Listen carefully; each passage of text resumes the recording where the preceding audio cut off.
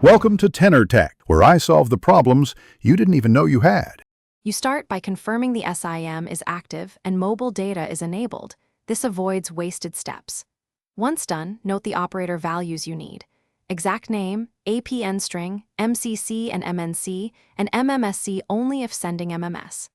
Next, open Settings, go to Network and Internet, select SIMs, then access point names. Tap the plus or new entry to begin creating a fresh APN profile. Don't save until all fields are filled correctly. Now you focus on the detailed fields. Enter the name and APN exactly as provided by VI. Incorrect spelling breaks the connection.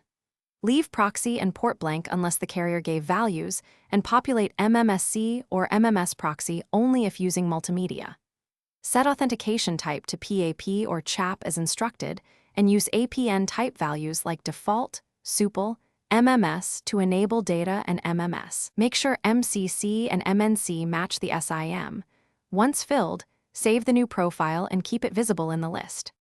Select the APN you just saved to make it active, then reboot the phone so the system applies the new configuration cleanly. After restart, test mobile data with a browser and send an MMS if required. Toggle mobile data off and on during testing. If connectivity fails, reset network settings or re-enter the APN. Pay special attention to APN type and MCC/MNC values. One key troubleshooting tip: if data still won't connect, switch authentication between PAP and CHAP, save, and reboot again to force carrier recognition. Thanks for watching. Subscribe to keep your life in tune.